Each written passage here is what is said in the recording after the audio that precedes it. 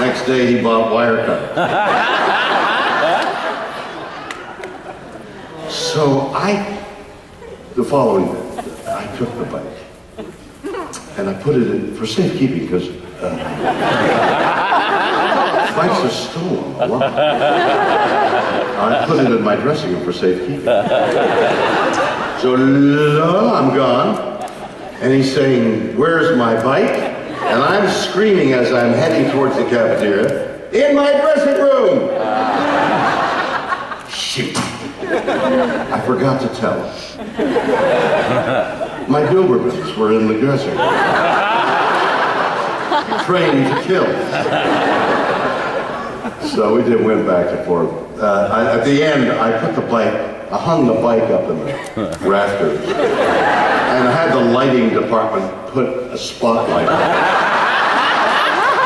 And I took him out there, I took him into the stage. He said, "Where's my bike? Oh, for God's sake, you gotta stop this nonsense. I gotta eat. I'm tall and thin." And I said, "Turn your eyes to the stars, my man." It was fun. So we had a great time.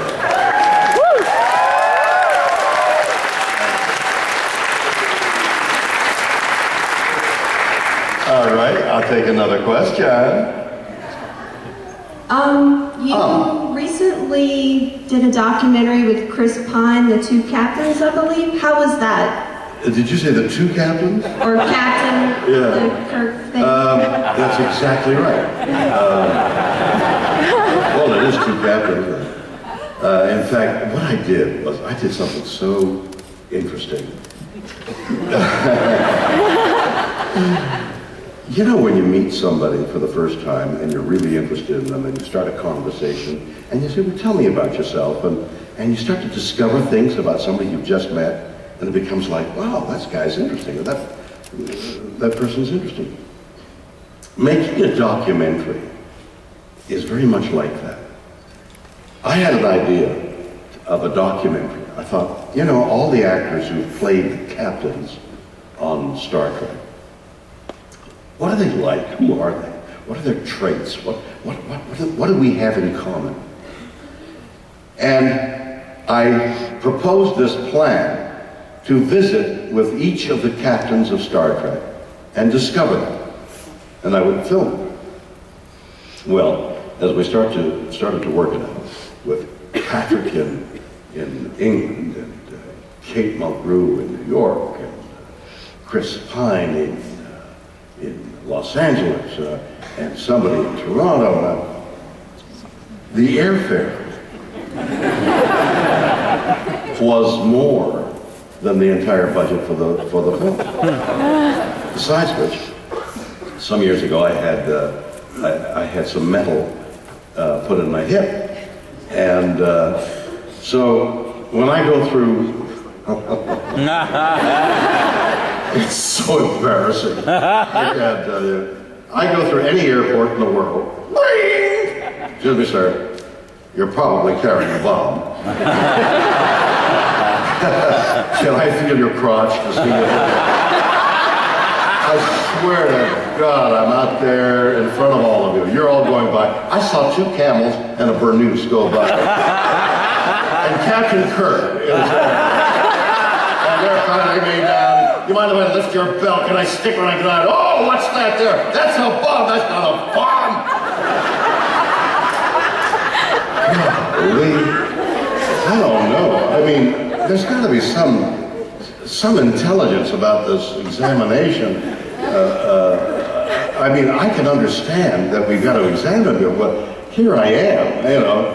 Why are you standing up? You know, I've got a hip. Let's see. Oh, yeah, the hip. Okay, go on. They don't do that. They just feel you up.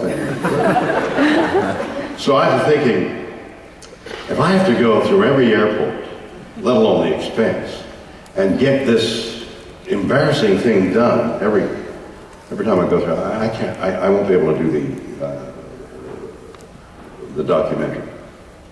I make a cold call to Bombardier, the Canadian airplane manufacturer. And I talk to the president. And I say, I'm making this thing, and here's my thing, and I need a plane. That's just about what I did.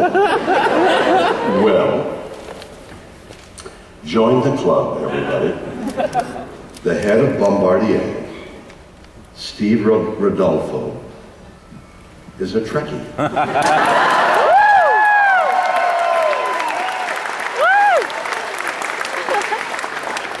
I met him in Toronto. He says, you can have an airplane. I met him in Toronto, shook his hand, we filmed him, and it's part of a film of the captains, in which he says, I became an aeronautical engineer because of Star Trek. Wow. Take my airplane, please. And I flew all around the world interviewing Patrick, all the captains. I made a gorgeous film. It's playing, it's got great notices, and I hope you get to see it. It's on Epix television every so often, but it's coming out in the DVDs, so you will love it. You will love the captain. It's turned out to be spectacular, and Chris Pine is part of it, as are all the other captains. I did something else 3 weeks ago. I thought, because now I'm a successful documentary maker. I did one earlier than the captains called Gonzo Ballet, in which the Milwaukee Ballet Company choreographed a whole ballet to 6 numbers that I had written with Ben Folds on my album Has Been. So I filmed that. That's called Gonzo Ballet. That's out there too. But I did something a few weeks ago that was also, for me, astonishing, and that is, some years ago I wrote a book called Get a Life, in which I thought, well, who are you that come here? Why are you here? What brought you to come to a convention and keep coming back? I thought, before I wrote the book, well, I guess they've come to see me. Or Joel Gretsch or Andrew Clement. No, you've come to see each other. You've come to renew friendship. You've come to participate. Now this is what I discovered 3 weeks ago. Because on the book, I was talking to individual people, and I discovered the stories, wonderfully interesting stories of the people who came. You who've come here. Like there was this, because the book is several years old now, this young man who was abnormally shy. And some of you may remember him, or know him, maybe he's still around. He couldn't talk to anybody, but he had a cat. And he'd dress his cat in a wardrobe, captain's uniform or something. And he'd say, here's my cat. And he would talk to anybody about anything because he had his cat. When he didn't have his cat, he was shy. I talked, writing a book, I talked to a woman who had multiple personalities. All of them Star Trek.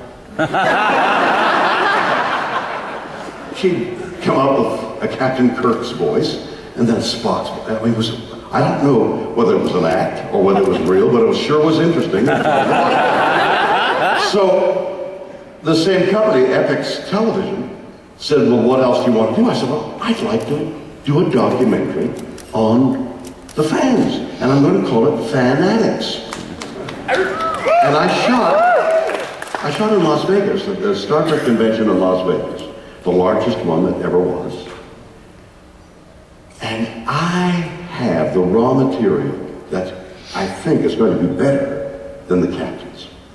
I discovered, for example, on a much deeper level than the book, I discovered that we all are participating in a ritual. We are all part of a mythological culture, if you will. We have you take the bread, our autographs, the ritual is coming here and